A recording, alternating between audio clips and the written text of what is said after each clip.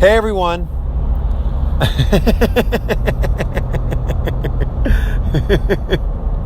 Hi, all listeners to this message. God, I'm on my way back. I had a major sort of life insight, and I wanted to share it. What do they call that when you have a epiphany? Great word. I had an epiphany. So I've just been up in Belfast, Maine for a couple days, going to a 3-day course on sort of a combination of nonviolent communication invented by Marshall Rosenberg, who our instructor taught with, and internal family systems, which is a therapy technique created by this guy named Dick Schwartz. And well, I guess it's easier to say. So it's 30 people. We were outside all day from 9 a.m. to 4:30 a.m. It was cold as shit. So everyone's got every fucking piece of article of clothing they have on. And like, there's a fire. We sit around a fire, but the fire wasn't big enough to keep us warm. The fire wasn't actually that big. If I was running this shit, we would have had a big motherfucking fire. We would have been warm the whole time. But I wasn't. I was a guest. So the fire was small and everyone was fucking cold. But incredible people there. And sort of what we were doing is people go, okay, what were you doing? It's like, well, it was 30 people around a fire all day, Friday, Saturday, Sunday. And there was this cool instructor named Carl, who was so sort of fucked. This guy lives in Sweden. He's from Belgium. So humble, so honest. This motherfucker would would be like in deep emotion. He would just be like feeling. He would just start like crying while teaching, and then just be like, just totally own it and just like sort of cry and go, I'm just feeling this like part of me that just really wants this to go well and really wants the information for you guys to understand this and for it to be utilized in your life. Like, I really believe in this, and like I get really emotional about like wanting you guys to like, wait, hold on, where the fuck am I doing? I'm driving. Wanting you guys, like, he would just start crying, and then he would just come right out of it and go back to teaching. And then like later on there'd be like, and I mean like, he'd go into crying for like 5 seconds of crying and come right out of it and back to like teaching. It was incredible. I mean, I've never seen anything like that in my whole fucking life. It was the most interesting thing ever. This guy has been doing this shit for fucking decades. I mean, he worked with Marshall Rosenberg. And if you don't know Marshall Rosenberg, Marshall Rosenberg is just one of the kindest, most loving, sweet, most unconditionally loving people ever, you know, flew all over the world, solving conflict and bringing conflict between people who wanted to kill each other, would study Hitler, and people go, you're Jewish and your ancestors were murdered. Why do you read all of Hitler's books and study them? And he'd be like, I can't hate this person. I want to be able to understand the humanity in him.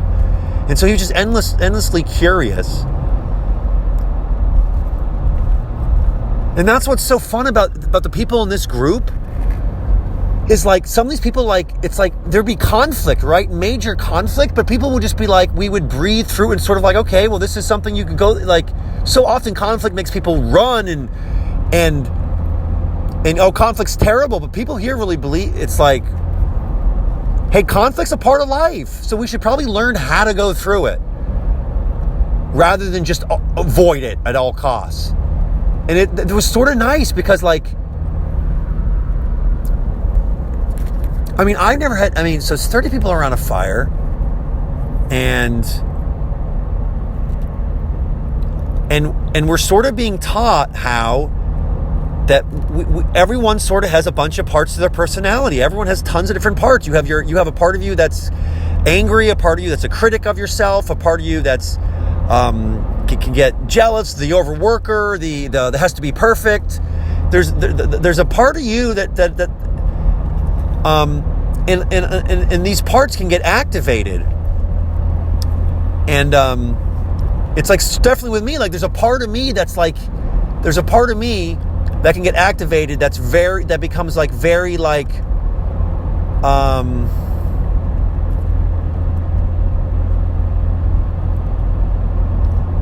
because I don't know how much to go into. I can be. I'm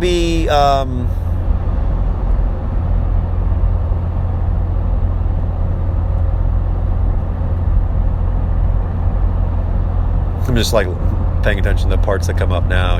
It's like there'll be parts that come up that go. It's like the inner sort of critic of yourself. It's like, hey, this, make this good, or make this audio recording worthwhile. Don't waste people's time. And it's like, well, I'm driving home and I have insight, but it's like I just went through something very significant, and a lot of things happened.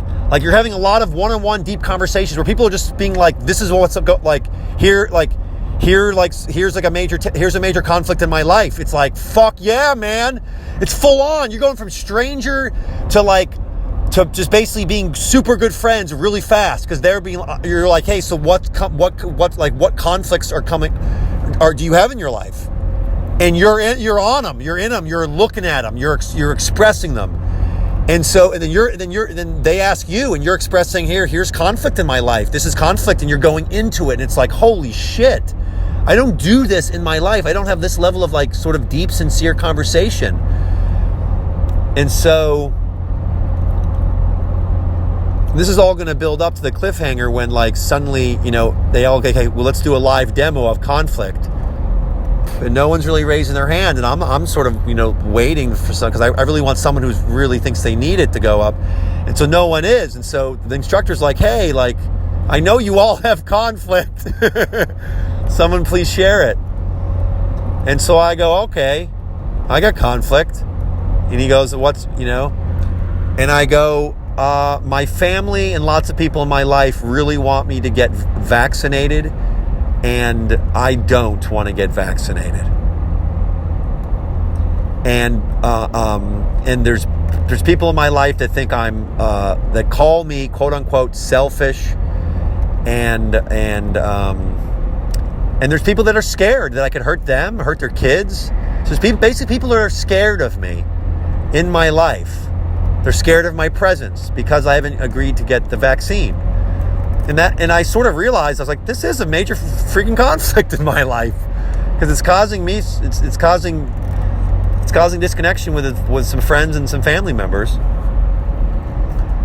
And so many people thanked me later, because I found out later, there's 30 people there, and about half of us were vaccinated, half of us weren't. And it was like that one issue that no one could talk about. And it's been there's so much tension with everyone and this issue. So much tension. And I was like, oh, this is ripping apart families and friends. The vaccine issue is ripping apart. I was just at this thing in Maine. People from Maine, Massachusetts, freaking Sweden, Belgium, people who grew up in Tahiti, people all over. And there was conflict with all of them in the vaccine issue, in their lives. It's like, whoa, this is something to tackle. And so we sort of did a live sort of mediation, and then it turned real, because in the people I was staying with at the event, they were like, we didn't know you were vaccinated. Like, that could be a problem, like, for our, like, the person who owns the house. Like, she's actually told us that she's like not comfortable with people unvaccinated being in her home. So all of a sudden, this whole thing is like, holy shit, where am I? This is full on live. Like, there's people who don't know if I should be in their home any longer, that have just hosted me the last 2 days, that are now like sort of afraid of me, that then ask me, well, will you agree to get tested? And I'm like, holy shit, because you know what I realized? Fuck testing. Just personally, let me get it across. I don't believe in it. I don't believe in any testing. I don't believe in wearing masks, and I don't believe in vaccines. I don't believe in any of them. And I know that when people hear this, they're gonna go, "Oh, you fucking idiot! Oh, what the fuck? Crazy, weirdo, totally wrong." And I probably am. Maybe there's probably some vaccines that are good. I have a friend that says, "Hey, just get tetanus." He's like, "Hey, I'm not anti-vaccine because, in my opinion, tetanus good." He's like, "But the rest of those things," he's like, I wouldn't get them. He's like, my best medical advice. He's a doctor, chiropractor, head chiropractor for the Padres, and now has his own practice. He basically just treats people all day long. And he's in phenomenal health, phenomenal shape. He's in California, and his name's Dr. Zale. And I had my doctor in New Hampshire look up every fucking chiropractor he could find in LA and tell me which is one that you would refer. And this is the one he won. He called them personally. My doctor in Portsmouth, New Hampshire, the Dr. Diadamo Institute. He called like several, I want to say 6 chiropractors from a list that I narrowed down, a huge list to like, here are 6 people that are most impressive to me. And then I sent him the 6. He called them all and he said, Dr. Zale. He's like, and I wouldn't go to any of the others. And so the guy came highly, I've sent my brother's gone to Dr. Zale. I've had my friends go to Dr. Zale. My former partner went to Dr. Zale. And so Dr. Zale is someone I really sort of believe in. I've sent my friends and family to him. He's helped me out of pain and helped me out of discomfort and helped my life. And so anyway, and Dr. Zale was the one person I sort of like, is not sort of, doesn't get, it's like some people are like, the vaccines are killing you, don't go to the vet. Like they're so passionate about it that you wonder like, well, you could be like really just kind of biased. Like you're Dr. Zale. Anyway, in his opinion, he said he's like, yeah, he doesn't support getting it. And then I talked to Ethan from the Possibility Alliance in Belfast. He's like, it's the biggest wealth transfer in the history of the world. He's like, it's not about what the vaccine, it's about how. I don't like how it's being done. I don't like that this is the richest people are getting ever off this fucking vaccine. And now it's being sold, and it's being sold in all the stores in the fucking America. And guess what? You can't buy one because they're all sold out. Because it's the biggest money-making fucking scheme in the world.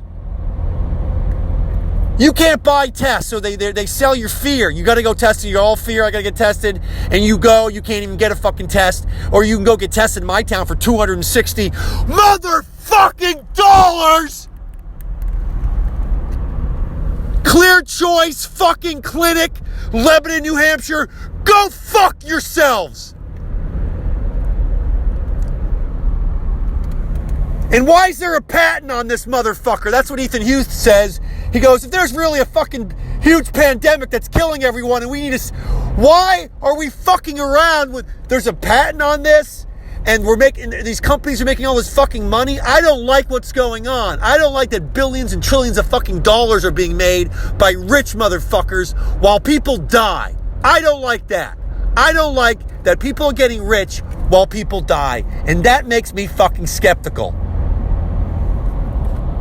And I think masks are the same motherfucking thing. I don't believe them for a motherfucking second. You need to smile at motherfuckers.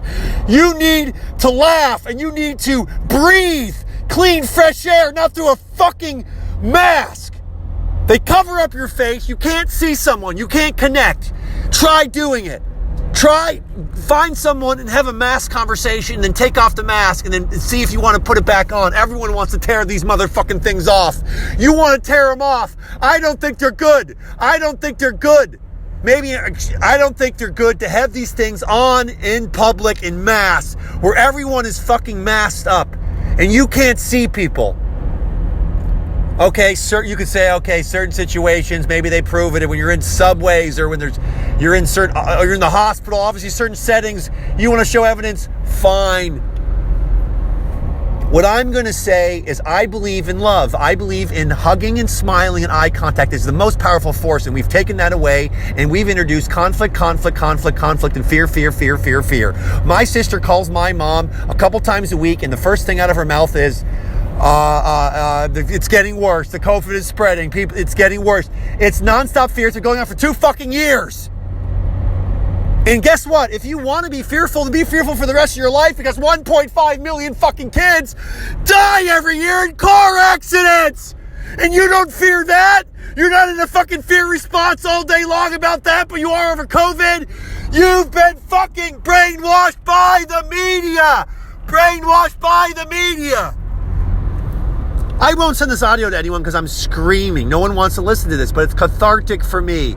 But I've seen how people are being brainwashed by the fucking media really quickly. I saw how my mom told me I'm going to wait a year before I get the vaccine and kind of see what happens. And then in 1 month, she said, I'm going to get the vaccine next week because it was on all day long, CNN, vaccine, vaccine, vaccine, vaccine. If you don't get the vaccine, you're a terrible fucking dumbass fucking person that's killing people. So I saw the media brainwash my mom into changing her mind. Just like my friend Ethan tells me, he saw the media brainwash his family from, in 1 week, going from wanting to vote for Bernie Sanders to then being convinced he can't win, you should vote for Joe Biden to be intelligent and smart. And he saw his family switch in 1 week. The media... People think, oh, I'm not. No, we're being brainwashed by the things we see and hear. And if we hear it all day from this expert, get the vaccine, get the vaccine, get the vaccine, get the vaccine, wear a mask, wear a mask, wear a mask. You just end up fucking doing it. You don't listen to your intuition. You don't listen to your gut. It goes out the window. It's like you do what the media says. You do what the New York Times front page says. You do what the CDC and all the experts, quote unquote, saying. You basically say fuck you to your own intuition and your own heart. We don't even listen. We think it's fool. That's what you got to do what you're told. I'll do what feels while I'm alive on the planet. Will not do what I'm told.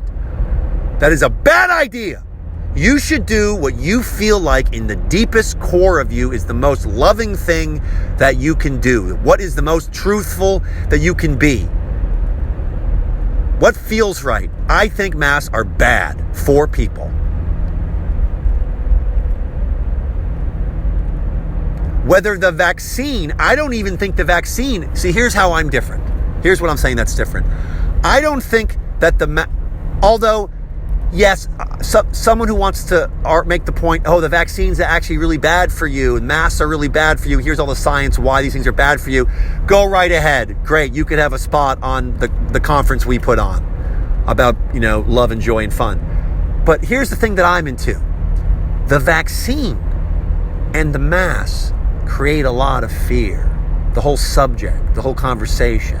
And that fear in the mind, in the body, that's what I'm into. That's what I think I'd like to change, because I'm seeing families break apart and friends break apart, and I think we need more hugging, more closeness, we need more joy. We need more love. We need more togetherness. We're going the wrong way. This is my expert opinion. I could be 100% wrong. And they'll say he was wrong as fuck.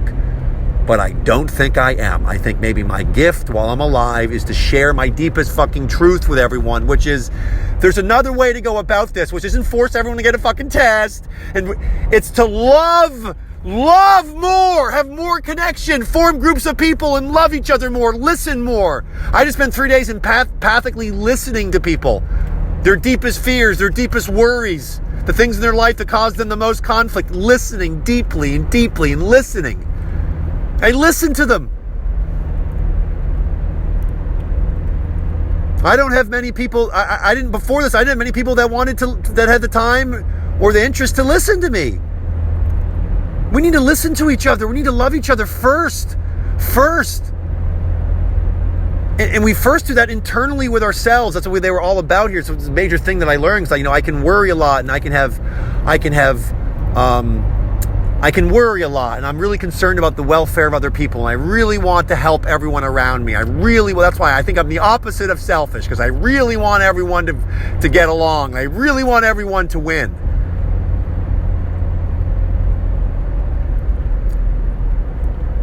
But I learned I got to check in with myself first. I went on my lover's phone, a woman that I love. I went on her phone so I could look at conversations she has with another person that she loves. You could ask, well, why did you do this?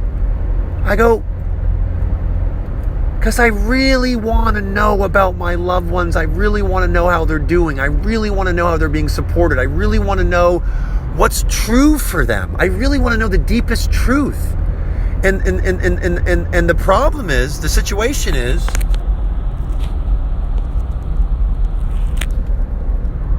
you can't often, this is a tangent, but you can't often get that, because it's very hard to get that. It's in a relationship, when you're in a relationship, say you're in a relationship with someone and they're in a relationship with someone else and they fucking love you both, and you say, well, tell me about your other relationship. What's it like? What do you guys do for fun? What's the connection like? What's the vibe like? I want to know about your life. And this person is so close to you. You spend so much time with them. But usually when I ask, it's just like, oh, everything's cool. We're friends. Everything. It's so much deeper. Our friends are the deepest thing. I want to know about the friendship. So that's kind of where I'm coming from. But I didn't really know that. I'm like, well, am I just like a jealous boyfriend? It's like, no, I fucking love people and I want to love them more. And part of that for me is knowing them. And if I'm going to really know someone and love them, then for me, I really got to know and love and understand your relationships. And so that's why I went on her phone, and that's why I looked at the conversation just to see, like, how do they communicate with each other? What is this vibe? What is this connection?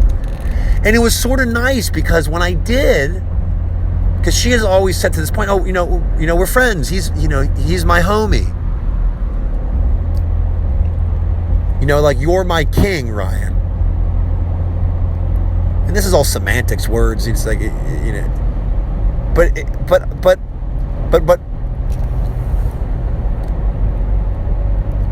when I went on the phone, I look at the conversation, I'm looking. And here's just I guess out of curiosity, this is interesting to happen. So I go on the phone, I look at it, it's just like nothing interesting, just conversation about stuff. Okay, And then I get to something, and that's what I stop at, and that's what I look, and that what has an impact on me, is I read a message from the woman that I love,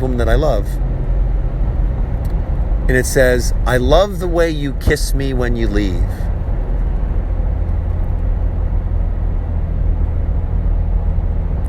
I love the way you kiss me when you leave. And I stopped. Right when I saw that, I go, that's what I needed to see. That's what I'm looking for. And it instantly made me feel, I felt a lot of things, but I felt really good. I felt really happy for them, because they're in love. That's love. That's not your friend. You don't text your friend, I really love the way you kiss me when you leave. That, to me, that's some sincere poetry. I love the way you kiss me when you leave. It's like, and then knowing her, I know, like, that's not something that she says. Like, she doesn't say that to me, or I've never heard her say that. And I know the way she texts and the way she communicates, where if she's writing, I love the way you kiss me when you leave, she's in love with this person. And what does that mean? You're in love with a person. It means, like, she loves this person. This is a sincere, deep, major love. This feels like partner. This feels like, this feels like a deep, loving, sincere, powerful relationship. That's what it, and then maybe I'm reading too much into it, but that's what I gained from it. And instantly, it was like, oh, this is true. It was more true. Reading that text message, in my opinion, was more true than her saying, he's just my friend. He's my friend. Or saying, he's my friend. We're friends. This was more true. Of course, she came out, she saw that I was on her phone. She became very upset.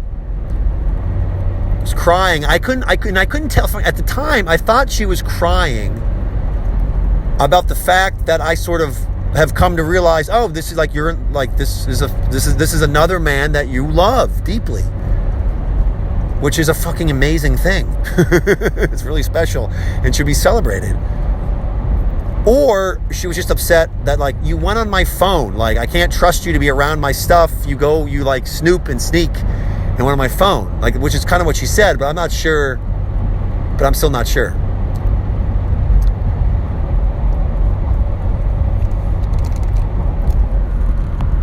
And then, like, I didn't talk to her for a week, and I felt all sort of like, oh, is this a major issue? How much is it a major for her? Is it a big issue deal for her? How big is the deal is this? And I went on her phone, and I wrote her a 24-page letter,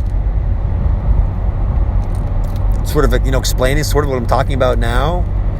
But I never sent it, because I sort of like I'm doing now. I may not send this audio to anyone. I just like expressing myself. I like expressing myself, and I like doing that in a way that's safe for anyone else. Because I can get really loud and I can yell, as if you're listening to this, and that's just scary as shit to people. And they're like, you can't do that to people in real life. But I guess if it comes with a warning, you say, hey, this audio contains this and this and this, then maybe that's the way to do it. So I noticed that I have a lot of fear in my relationship. I have a lot of fear of, like, my relationship ending because of this other person, or just not, or not even because of this other person, my relationship ending. I have a fear of being abandoned by people who love me. I have a fear of people loving me and then not being interested in me anymore. And I guess it's a fear of a woman sort of breaking up with you.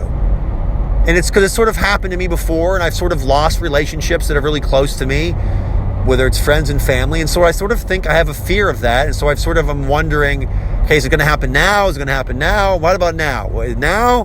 How about now? When are you going to want to just like be with someone else and not like sort of be in my life in like the deep way that we're in, where we like cuddle and snuggle and have eye contact and share long conversation and enjoy nature together and really commune deeply and like massage each other's bodies and make love for hours and like share each other's worries and each other's like fears and like the things that we're excited about and like the things that were hard to share but we want to share because we fucking met someone that's really fucking special, but we don't want to, it's hard to talk to you about it because we don't want you to feel insecure or get upset or feel jealousy. So we're just going to sort of like not always be authentically open and honest because we know that that's uncomfortable for you. So we're just like not going to go there.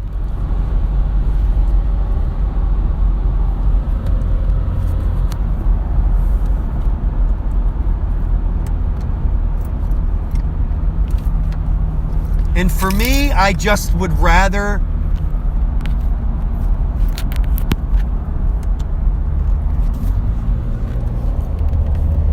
it's nice when you can just go anywhere. When you just say, hey, let's just go everywhere. Let's just promise that, like, no matter how, it's going to get fucking weird and complicated, but it's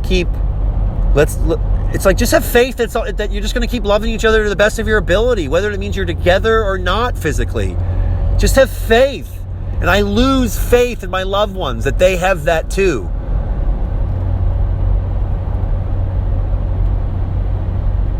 And maybe that's what my heart yearns for, just to be a part of a team, a group of people that we just have faith that we're going to be around, we're going to support each other to the best of our ability, no matter what.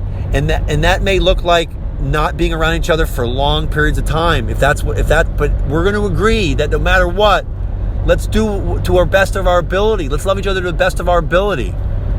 And then not criticize each other or want more or say you need to give me more. Just accept whatever that is that person can give, however they can give it. Accept what the people in your life can give you the way that they can give it. Accept what they can. And then seek what you want fully.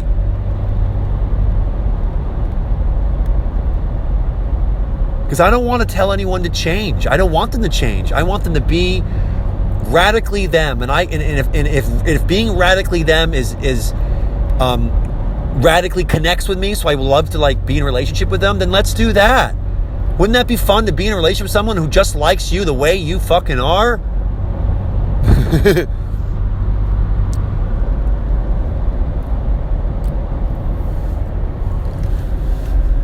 And so then why I left this 29 minutes, why I made this, recording is because I had the insight. I went to this 3-day thing.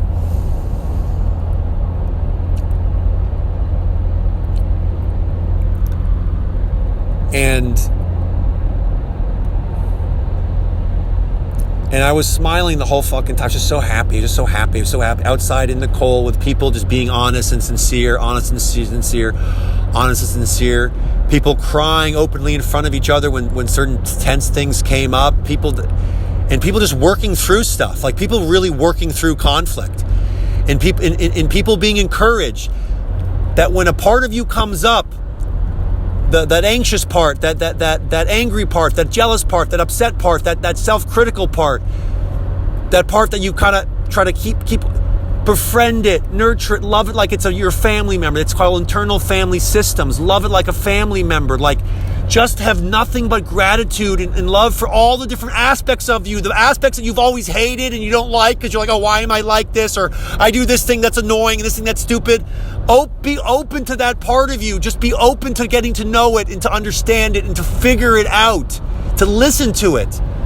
Because sort of what I'm watching is that when you do that, that part opens up and says, well, the reason I'm like this, the reason I'm really critical and on your ass all the time, or the reason I do this is because I'm trying to help you. Because I've been doing it since you were 6 and that fucked up thing happened. And I'm trying to help you, and this is how I do it. It doesn't fucking really work now that you're 40. But I'm trying my best to do it. And and then it's like, well, can you do it in a better way? Is there another way that you can do this? And often it's like, yeah, I can do this. And it's like, you can work with your own psyche. You can like work with yourself by listening and just sort of getting to know yourself, getting to know all the aspects of your personality, all the ones that you're sort of scared of and don't like. Get to know them and just get to know just for a minute. Say, hey, can we just get to know each other so I can see where you're coming from? Because just having that conversation, just getting understanding, they can often just step back because they realize they don't need to do it anymore because you're all on the same page. You're both trying to meet your needs and live the most loving life ever and support yourself. You have the same goal. And so you can often meet it and just in better ways. And people you can do this in your relationships with other people in your life, where you can realize we don't really do this, we don't really engage this way.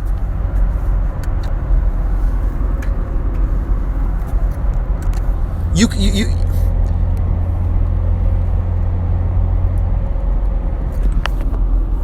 getting excited. Gonna drink some water.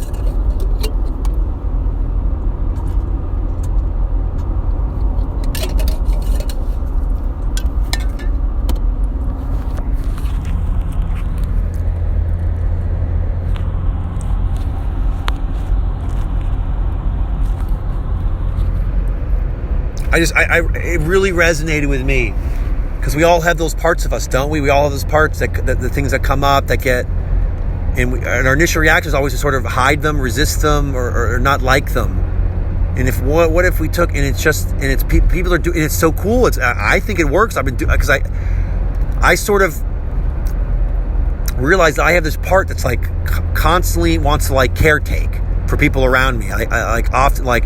So I'm constantly handing out blankets and pillows. Like as the thing's going on, everyone's like, Jesus Christ, man, you're like you're like constantly taking care of everyone. Because I just constantly am looking around, seeing you can be more comfortable, you can be warmer, and it's just like I like doing it.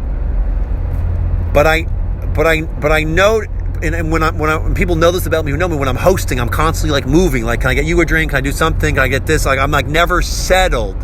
Because I constantly feel like I need to do something in the external world to make the environment better. I got to make the lights dimmer, turn the music up a little bit, see if people get some water.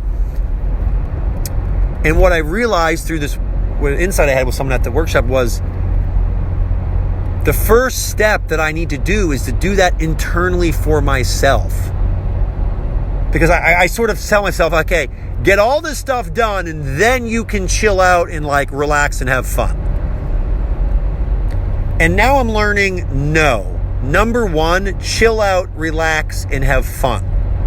Like, get into a state where you feel like totally at peace.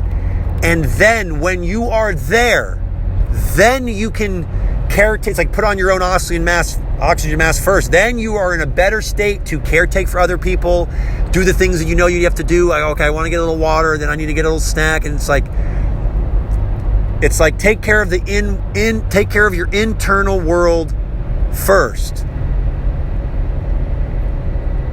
Now, someone could make a good point. Wait a minute. If you're in your room, you could just be like, wait, let me just clean everything in 30 minutes because I know that'll help me get into an internal state. So I think there could be, there's two sides to this coin.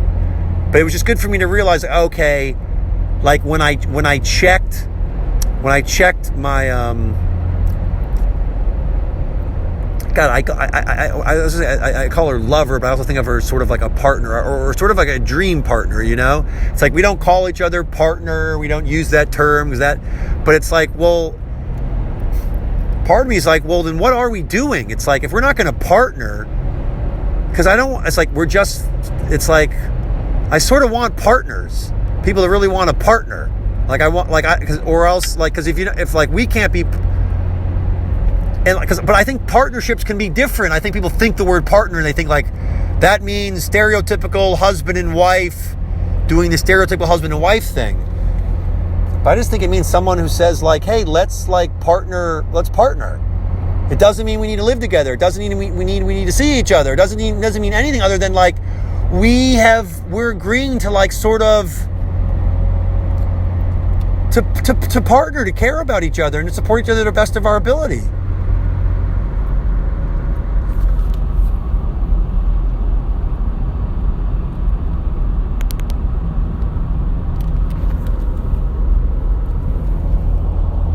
It's like and to encourage each other's growth, spiritual growth, to keep supporting each other because it's fun. I like my relationships to expand and to grow and to evolve. And I'm in a relationship with this amazing woman, and I'm like, oh, we have so much. Like, we're 4 years into our relationship, and only in the past year have we started singing together and making music really for the first time together. And so I'm like, oh, this is like, I see so much like potential for like partnering over music, singing, dancing, and like creating joy for other people, like creating really wonderful parties or gatherings for other people. So it's like, keep growing the muscle.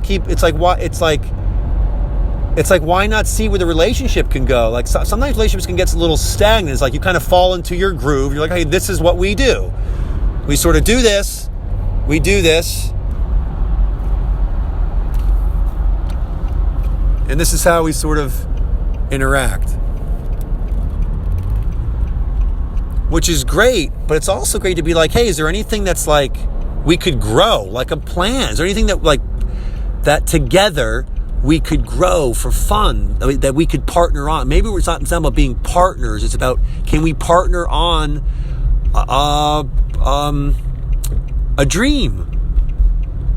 Can we partner on a dream? Because isn't that fun? Now we just don't meet up and talk and do whatever we do and make amazing love and massage and make amazing food and support our friends and all these amazing things. But we also get together and work on this fun dream. This fun little mutual project dream.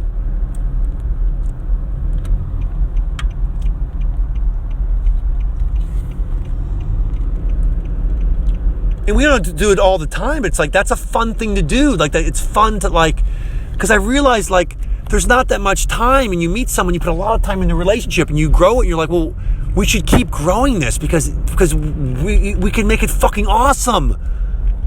It is awesome. It could keep getting more awesome.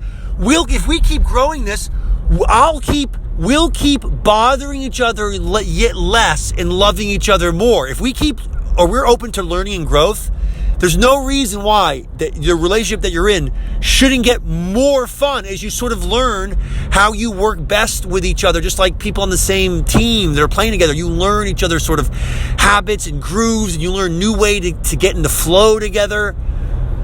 And you learn new ways to sort of like vibe together, and you sort of learn new ways to nurture one another. And you sort of learn, okay, hey, when in a relationship do we need to like just pause and give each other total space to like go have other perspectives and other experiences? Oh, when do we need to come back together and share and work on this shared dream?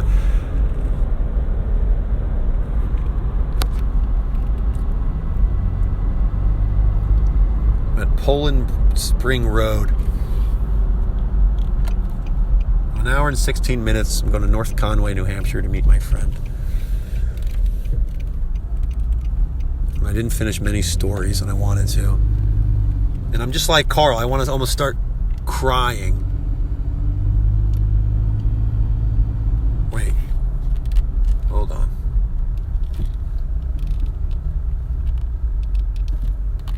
Is this right?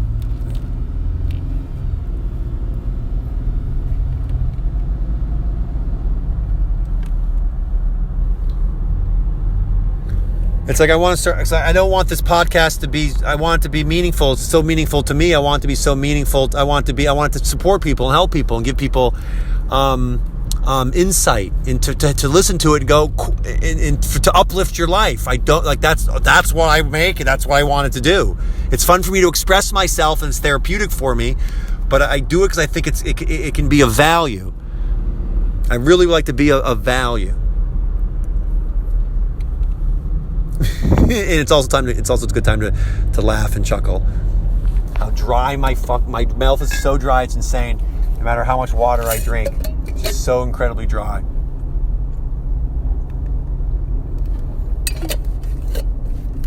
I was wearing 4 pairs of pants, 2 pairs of long underwear. It was so cold.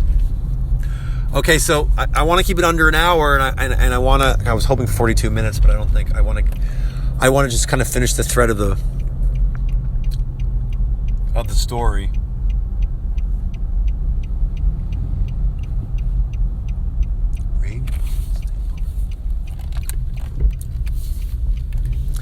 So after the event, I go back to where I've been staying with my 2 friends, and they were sort of talking about how, hey, so their other friend who owns the house gets back in half an hour and has sort of expressed uncomfortable people who are unvaccinated, and so I'm just feeling, and so I feel like the best thing to do is for me to leave. So it's like I shower as fast as I can, pack as fast as I can, and so after like this sincere, open heart, 2 days of like connecting and opening, it was just sort of funny to be like, okay, you got to go in 30 minutes before this person gets home because you're not vaccinated.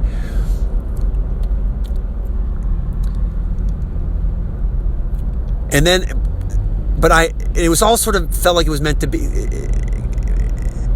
It all sort of felt like it was meant to be because I met someone else. Because after I talked about being unvaccinated, many people came up to me and said, "Oh, it was really nice for you to say so. I thought I was the only one."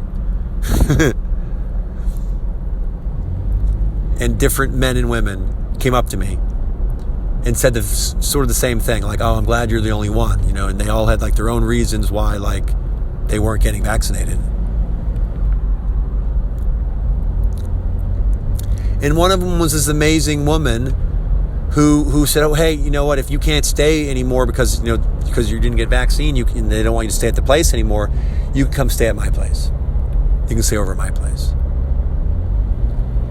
And then it created, and we had a conversation. We really connected. Like, I really like this person. She's really cool, and I really want to support her. I sort of believe in her. She's going to be opening up a smoothie shop with a stage, and I'm like, yes, I want to do music and comedy and sort of what I call sunny heart, which is just the practice of feeling delightfully happy for no other reason than just that you're able to if we can get into it, and then it's so good for you to do it. And so it's sort of this vaccine thing led to my connection with this other person and some other people. So and I sort of knew that it was going to like make some people be like, well, we don't probably want to connect with Ryan, and other people, it might help us become more closer. And I'm like, oh, that's probably it's a good thing, right? It sort of speeds up relationships. And so I had a great connection. And so,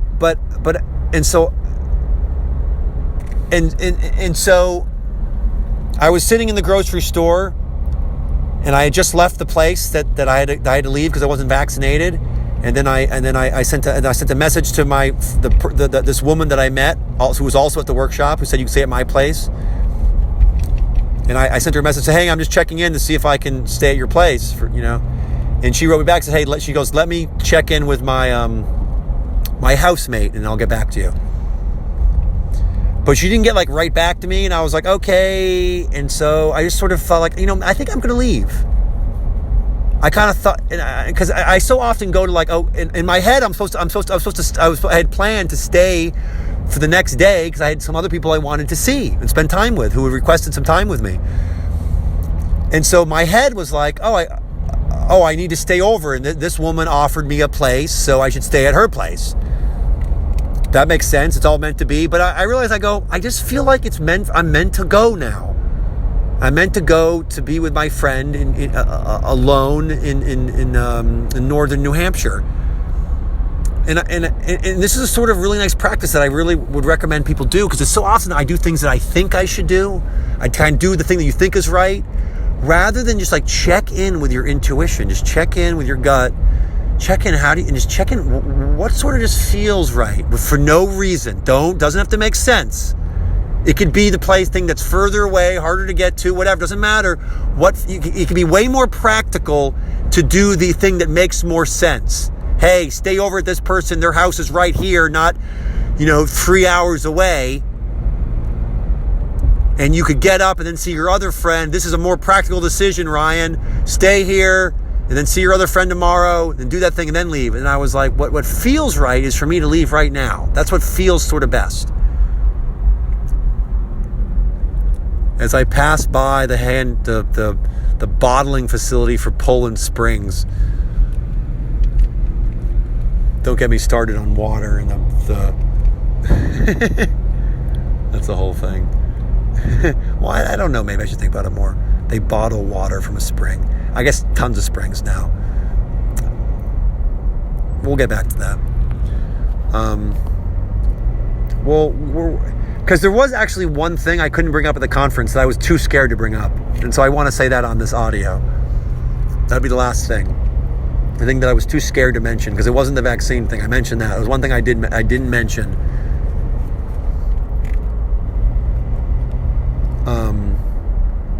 And so now I'm on my way to see my friend, and I'm an hour and 10 minutes away. Because this is what feels right. And it's led to me making this recording, so maybe that's what needed to happen. See how you don't know, you can't think, you can't plan your life fully. I gotta go here, then go here, according to your logic. You can listen to your heart. That is a better guide. Your heart, your gut, and that feeling that says, what feels right, what makes me feel the most comfortable, the most safe, the most supported. It's like a heart-based life or a feeling-based life.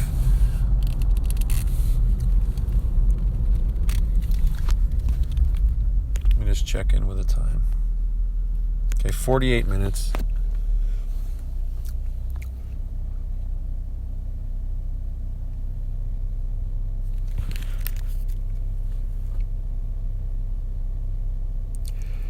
So the one thing I didn't mention, I gotta pee a little bit. The one thing I didn't mention, I probably should pee, right? Oh my. Hold on.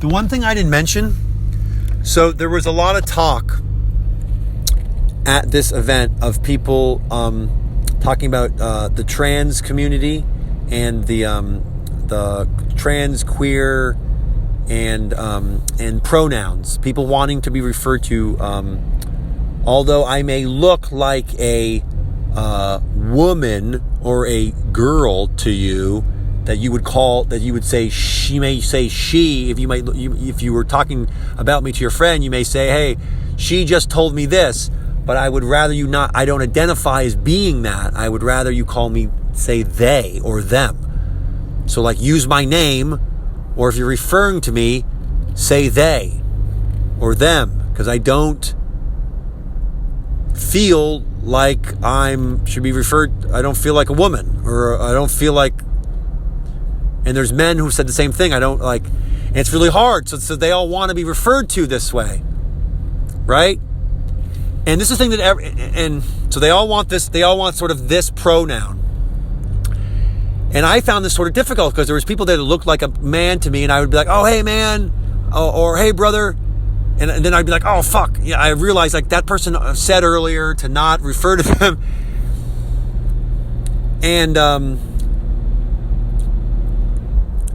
And so there's a lot of talk about these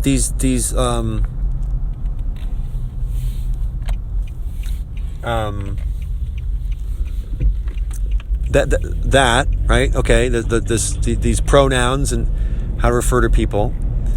And there's a lot of talk about BIPOC, Black, Indigenous, people of color, and sort of needing to support them and support things for there's a lot of times mentioning like, well, I'm just a white man, I'm just a white guy, and there's a lot of like referring to race, in my opinion.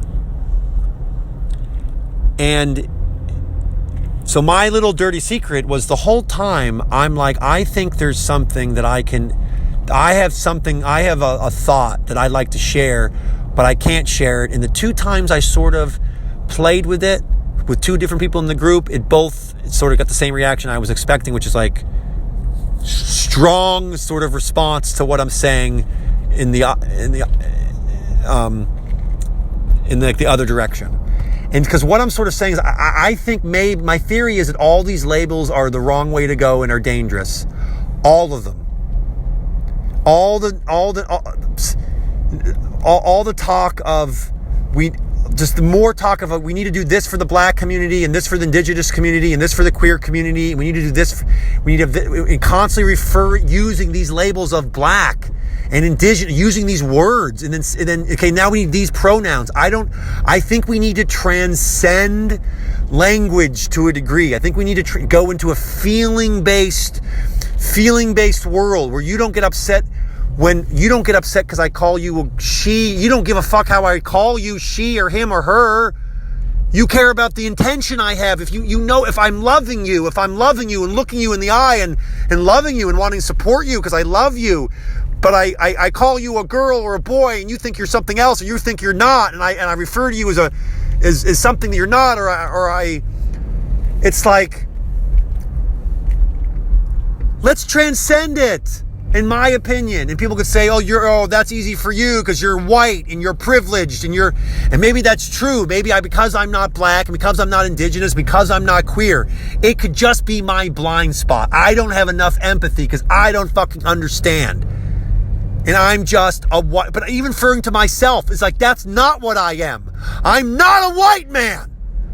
You should stop referring to yourself that way. I'm not a man, and I'm not fucking white. I don't identify with those things. I'm a wild being. I'm energy. I'm attention. I'm pure attention. And so if I don't refer to myself as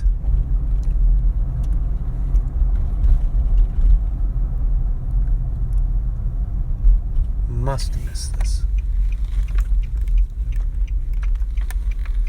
Bragdon Hill Road. Hold on. We gotta piss. And we could be lost potentially. Because we really no fucking idea where we are. But we're gonna see if we can piss. Ah, fuck! I hurt my knee severely. In 1 mile, turn left onto Summit Springs Road. About 3.5 weeks ago, I fell on my mom. She broke her knee, and we were playing music, and I came in running so fast, my pants fell down. I slipped on them. I'm sitting in the driver's side, but I'm pissing out the car while sitting in the driver's seat. Oh God, it feels so good to pee. Holy shit.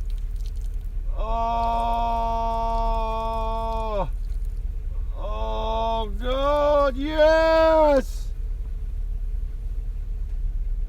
Oh.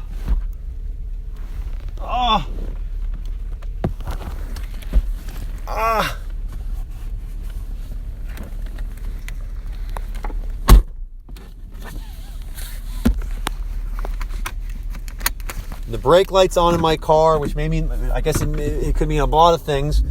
Like the brake light that comes on when you put your brake on, like your parking brake.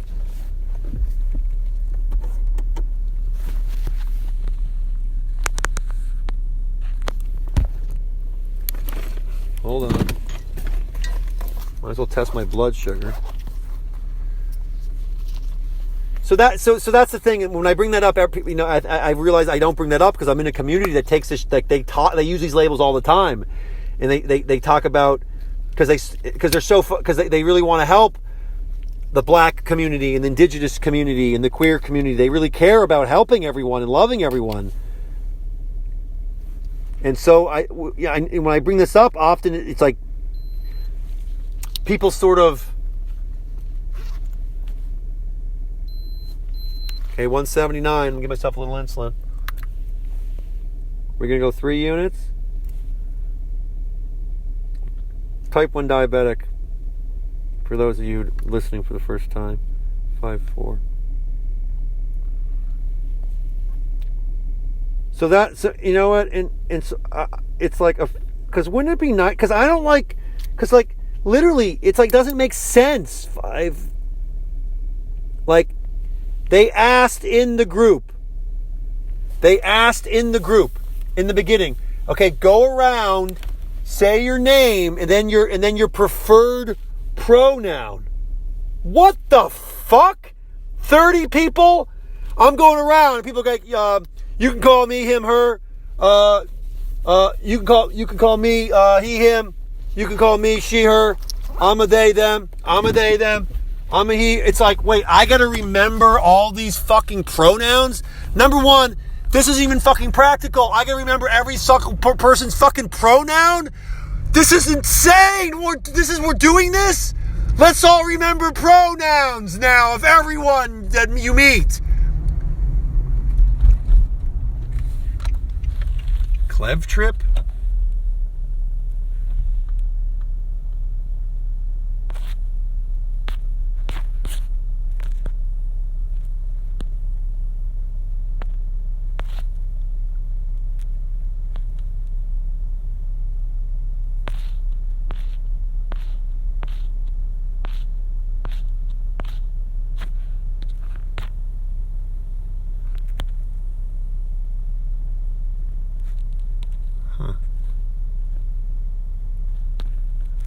Hold on, everyone.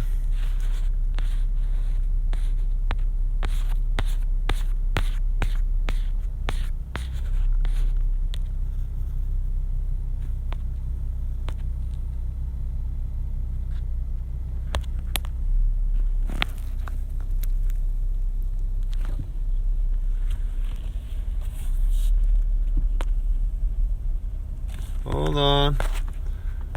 God, I'm totally lost.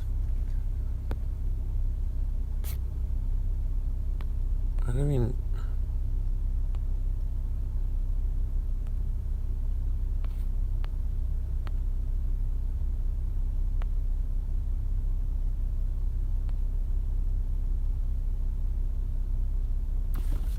Clef trip. And it's like oh we need to go. It's like then my friend's like we have to go help this farm because it's a black. It's always referred to as like the black indigenous farm or it's like wait, so we're now like it's like, and even when you're there at this farm, it's like run by this black guy. It's like he's even telling me he's like I'm not into any of this. Like he's like I don't even like. He's like I'm not into like.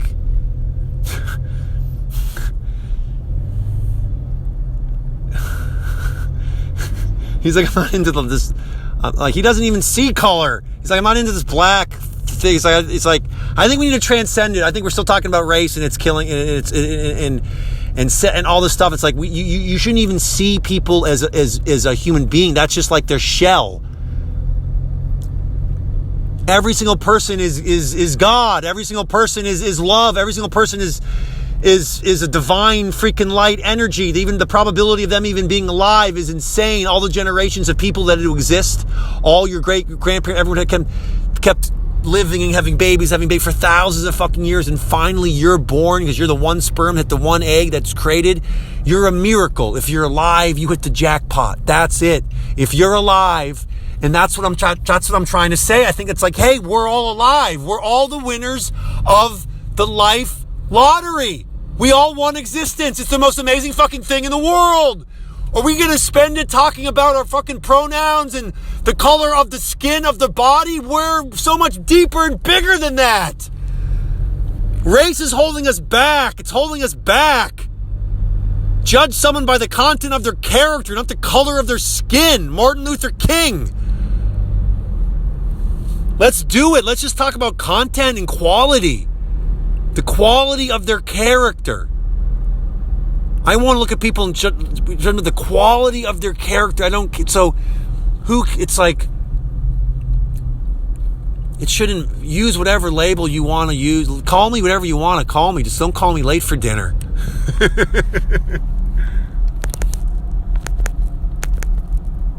Because wouldn't that just, I think it would empower people. I think it would empower people to just go, no, it doesn't matter. We're about loving intent. If your intent is to be loving and kind, then if you say something that comes off as offensive or coming, it's all just going to be fine. Like, we're all about loving intent, having a loving intent.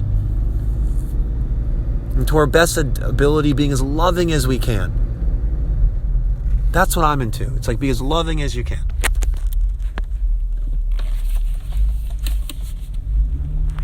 And then everyone can sort of just relax in the fact that, like, hey, everyone's going to do the best they can with the resources they have.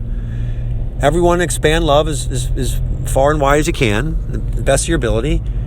And let's play that game. Let's sort of leave looking at our skin color at all. Let's just transcend it. Let's just unite. Let's unite humanity. But so hard to unite when there's all these labels. There's just so many labels of how we're going to break up everyone into all these categories. Ones that I don't even know anymore. It's getting so complex. I don't even know what that is anymore. People go, oh, you know this? They're using word. I go, I don't even know what that means. This is how we know we've gone too far. It's like, I don't even know what you're talking about anymore.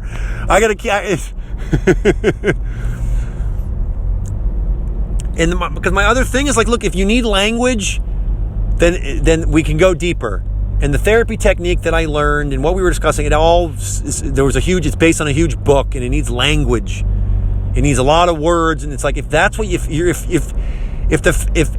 you need a ton of words, you probably can go deeper. You can go deeper because you need the English language or else you're lost. It's like, let's go. I think we can go deeper.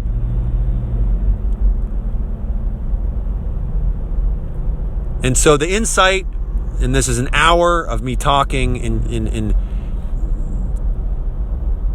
I get it, but I don't do it a lot, and you don't need to listen to it, and you can turn it off anytime you want, and you can speed it up. But God, it was pretty fun. I've been having a good time. But we're wrapping up. I was going to say something. Hold on.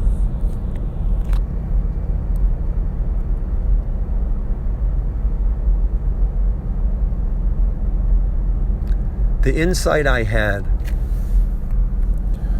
was, you know what, Ryan? This was a badass therapy. There was amazing people here that you'll know for the rest of your life, and you will call your dear friends. There's people you've met here, including the instructor who you deeply love and you want to work with and know and support. But you need to share your truth, man.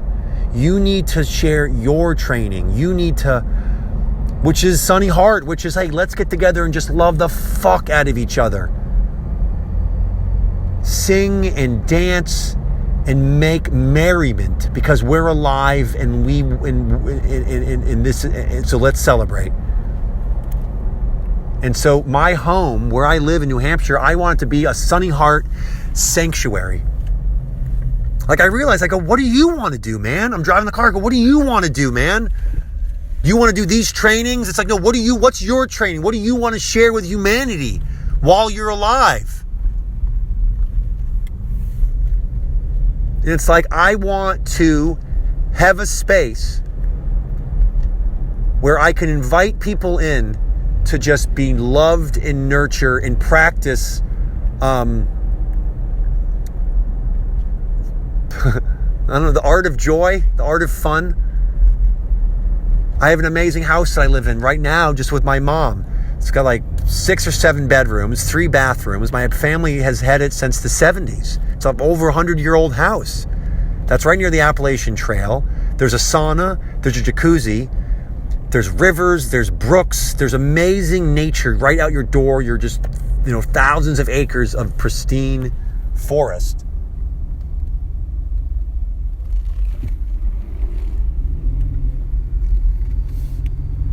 Oh, God, I'm always driving, then I'm like suddenly like in like a housing complex. I'm like, what the fuck? Where the hell am I?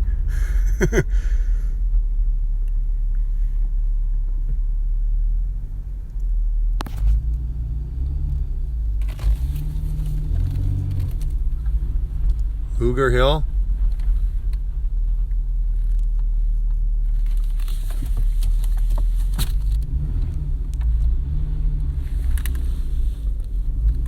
Lost again, everyone. What else is new?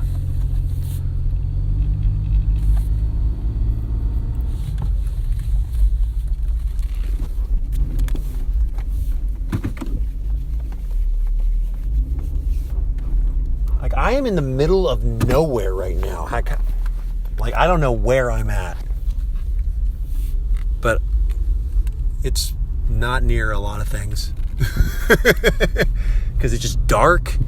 And it's just like,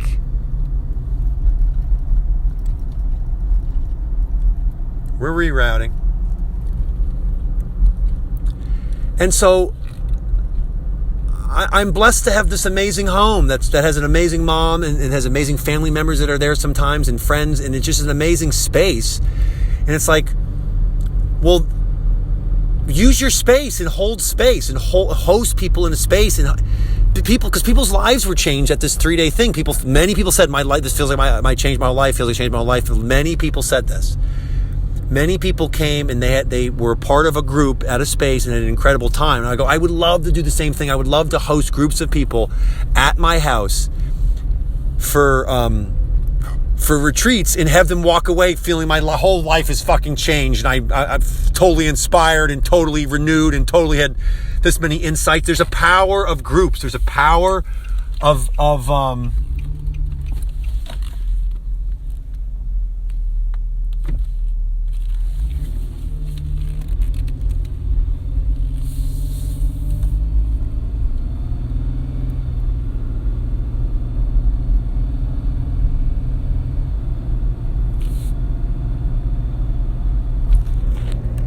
And so I was like, oh, fuck, a Sunny Heart Sanctuary, man. And I felt totally inspired and totally excited. I go, do this at your house and do it your way. I want to play music with people, and I want to sing with people, and I want to dance, and I want to get massage. I just want to like hang out and chat, and I want to have the fucking deep convo, and I want to do fucking sort of everything. But I want to have a lot of great food and a lot of great tea and a lot of fucking fun. Like laughter and silliness and joy is like the foundation. I think people often think that like we have to do all this work first. We got to do all this hard work. We got to struggle. We got to process our trauma. We got to deal with this. We got to do this. We got to do all this shit, and then we can be happy. It's like, I think we need to start the other way.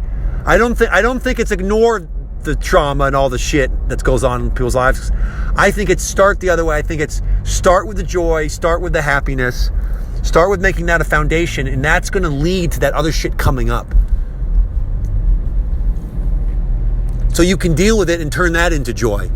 Because if you're practicing joy, sort of like, the power of like, what Sunny Heart would teach, hey, nothing but nothing, man. No pride, no worries, no anger. Sunny heart, delightfully happy.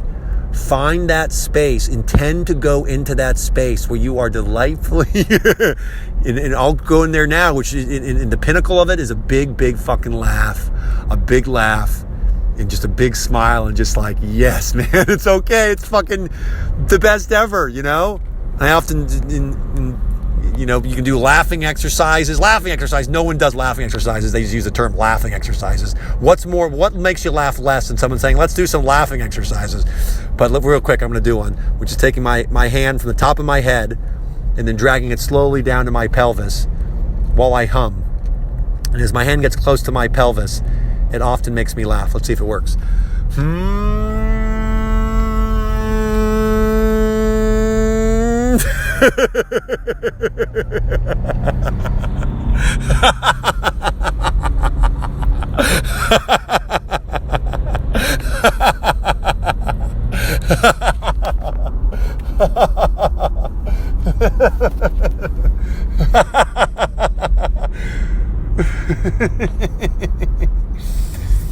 It's a good one.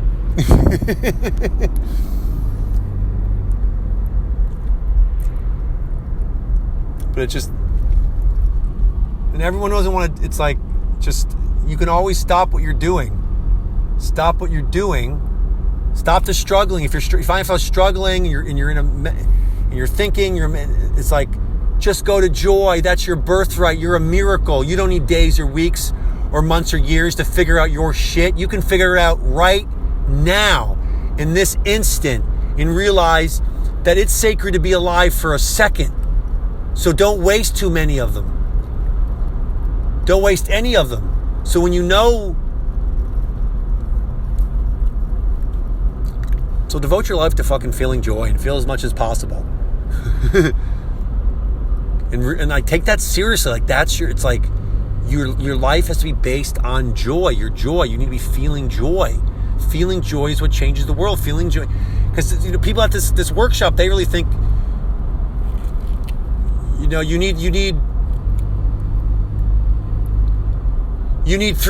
to have the internal work. You need to have the work with other people, and then you need to have the work on the systems.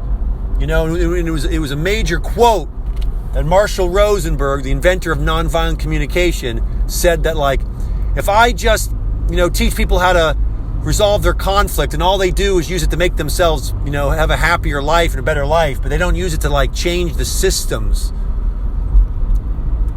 of sort of violence in this world, then it's nothing but a narcotic. Like, I'm just giving people a drug.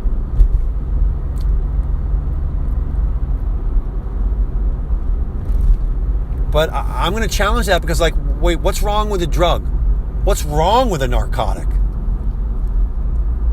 If there's even a bias in that, it's just a narcotic. It's like, what's wrong with feeling joy? I don't know if we need external work and internal work and work to change the system. I think the only work we need is feeling joy. The more people, humans, that are living a joy-based life, a feeling-based life where they're intending joy,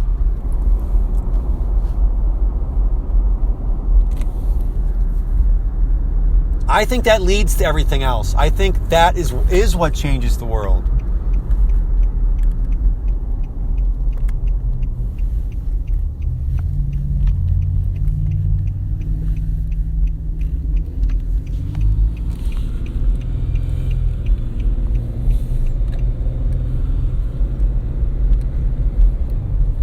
Because when you're being loving, you want to do all those things. You want to love other people. You want to stop the systems when you're building joy in your life.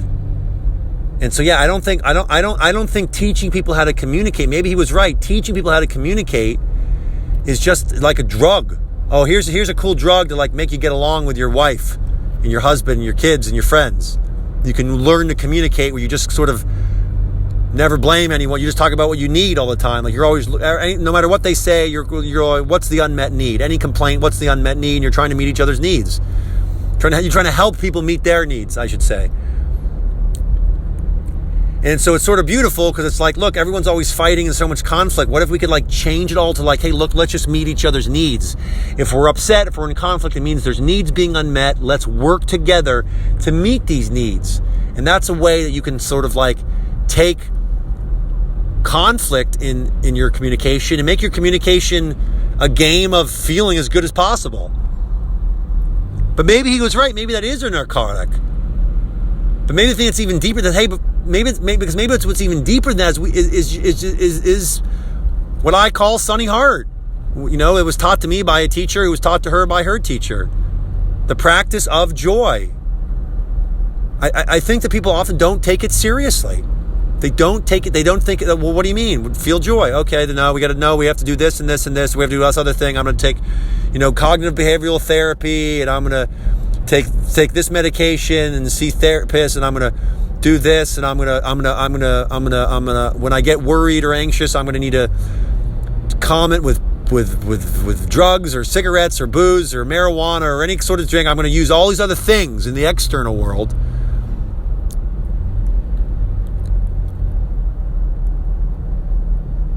And my thought and sort of thing I want to explore more and learn more about it. And I want to just say, I'm open to everyone who's listening to this.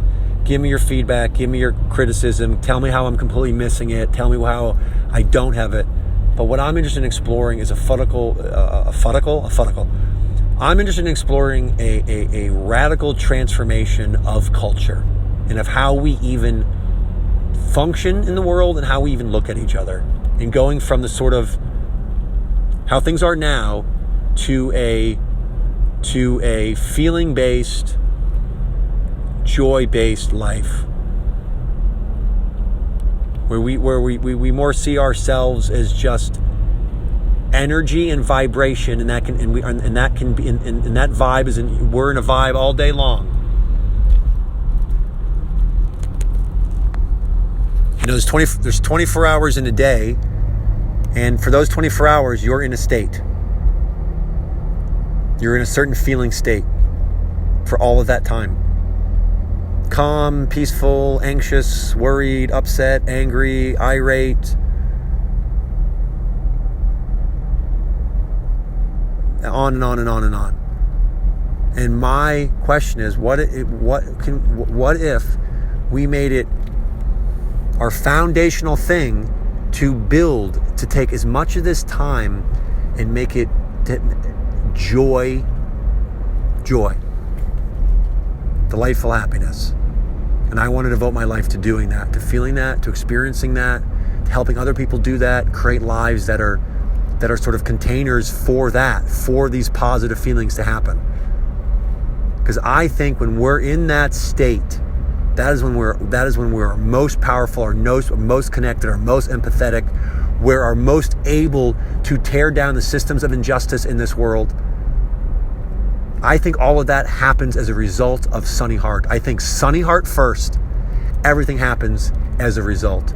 That's my hypothesis that I like to experiment with. And I like to turn my house into a sunny heart sanctuary and host people to come to my house for sort of mini retreats to feel as much joy and have as much fun as possible, to energize us, to make us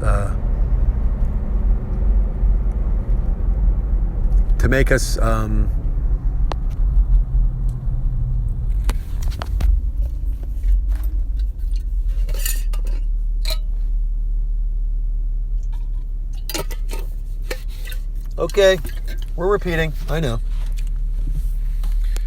We're also at a crossroads.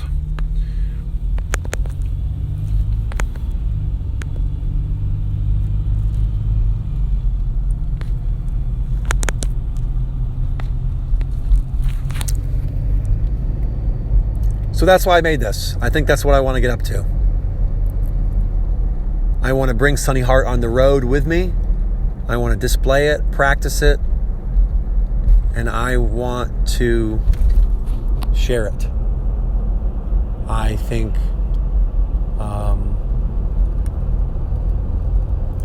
I want to share my exuberance. I'm realizing exuberance is a superpower, and it's a special thing, and I want to share it.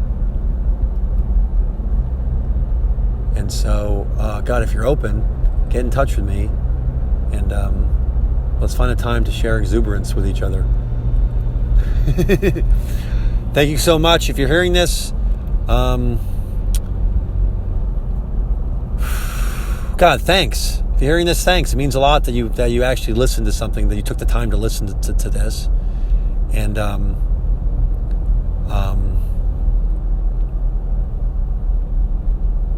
let's support each other. Let's nurture each other. Thanks for listening to me. And I was kind of, vulnerable at times, a little scary at times, it was exciting and it was fun for me to do. And it really made me feel better because I really needed to get some stuff off my chest and really just express myself. And I was able to do it. And God, I'm trying to think like, I should wrap this up with something nice or something special, or if, how do I end it? Probably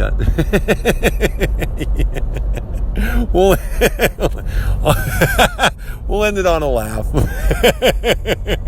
Wishing everyone joy and laughter and love. And God, I still get insecure and all the things that you guys all get. And when you get to that space, love that space. Love that space. Send the honey heart, send the laughter to that space. That space can laugh too, because that can be silly too. Even those parts of you that are depressed and worried and fearful, even those parts, we can laugh at them. We can laugh at anything. It's our superpower.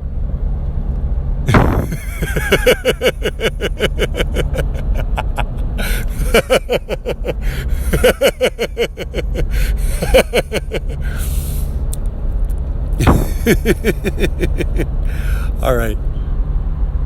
I love you so much. God, now I just thought I should end it. No, you know what? I gotta go. 121. I love you. Bye.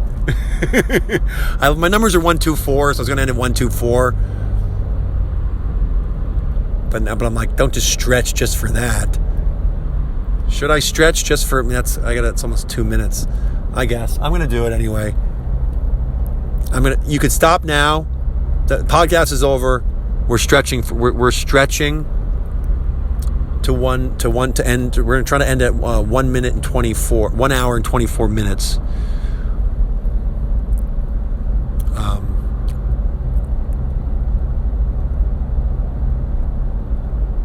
Just because those are my lucky numbers.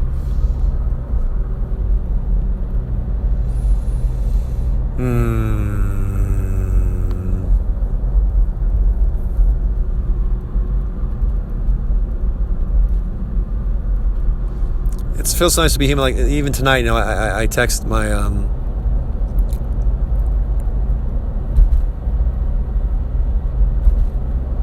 my soul lover. That sounds so stupid. My lover, my partner. Lover doesn't sound stupid. That's my life. It's hard to say though. It's like my lover. I texted my partner. Doesn't sound hard to say, but it sounds like I texted a woman I love.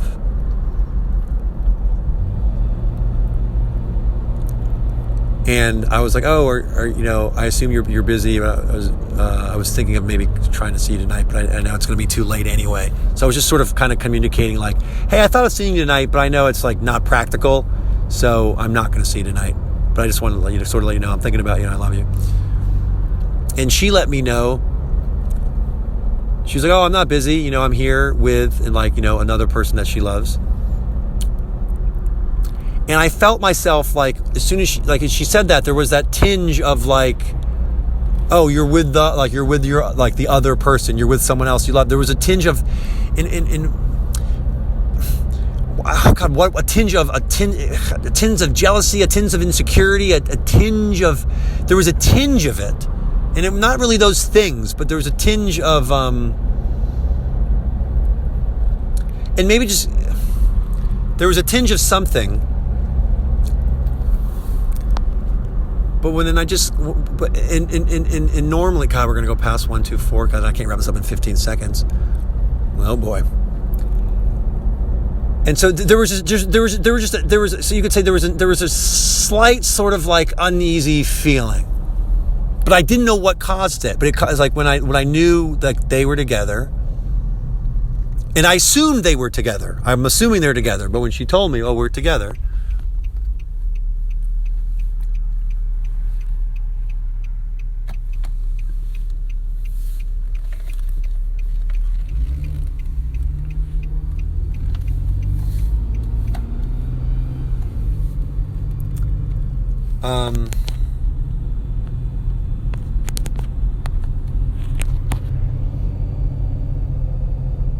Because I bring this up because there's several people there's people at the workshop that brought the same thing to me. Like, they were in a relationship with someone, and when their partner or boyfriend was with someone else, they felt uneasy.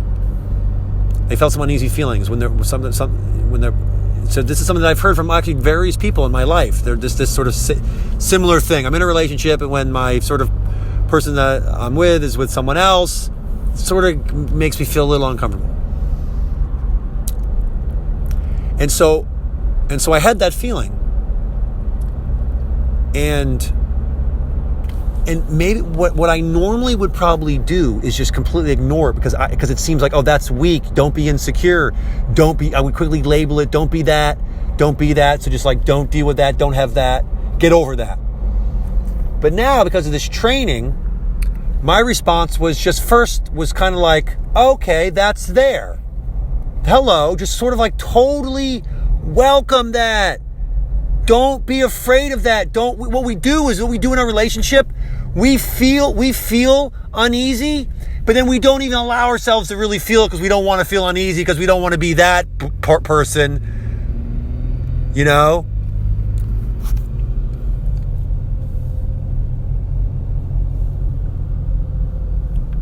We don't want to be jealous, or we don't want to be insecure. We don't want to be that. And so we don't really feel what we're really feeling. We're not really honest with ourselves. So I just allow myself to be honest for a second. Okay, just sort of allow that's there. What is it? What's there? And then I just sort of sat there, and there was just like,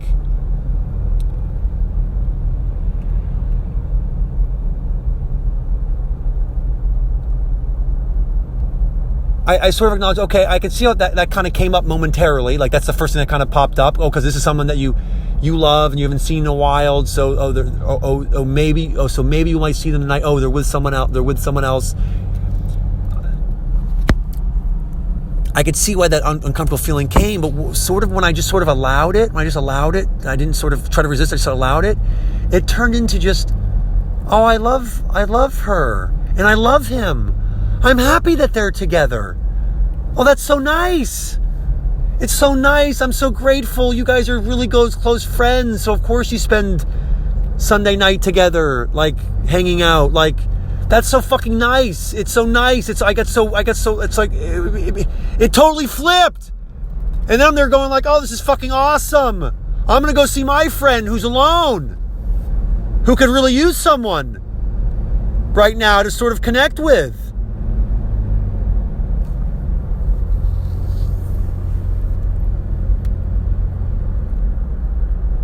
It's like when you sort of give space, maybe that the love, it may not be there instantly. You may be, God, anxious or insecure, but if you just sort of totally allow it, it may only last for 30 seconds or a couple minutes. And then it may turn into just a gratefulness of, I'm really fucking happy you guys are friends. I'm really happy that the woman I love has another person that she loves who can be there when I'm not. Another person to help out, another person to support, just another human being to fucking love while you're on the planet, god damn it. And I'm really grateful that you did this. I'm really grateful to my lover, my loved one, my partner, that she did this. Because it pushed my buttons, it forced me to grow. Because I wasn't there yet. I've always been in sort of, monogamous relationships, one-on-one relationships. I've never had the relationship I've been with women is sort of like, I'm the guy that they hang out with. They're not like ever in bed with other guys or like just hanging out with other guys or going on trips with other guys or traveling with other guys. They're doing that stuff with me. And it's sort of been such a learning and a growing to release the attachment, and not just release, but love it, not just be okay with it, but actually love it. I love that you're in, that there's someone who loves the person that I love. I think we need a team. I think we need a family. I think we need a group. And so it was sort of a beautiful moment, and I love that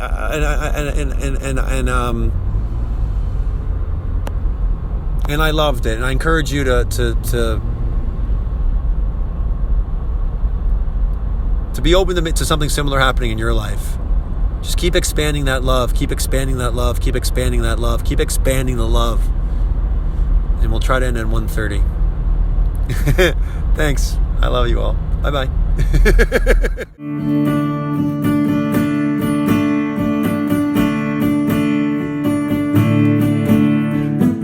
But if you got the vaccine, I love you. And if you didn't get the vaccine, I love you too. I think we need to come together, 'cause the issue is breaking apart family and friends, and we need to love each other no matter what. Love's the most powerful thing we got, so we can put the issue to bed. You don't need to ask your family and friends if they got the shot, 'cause we're gonna love them, love them no matter what.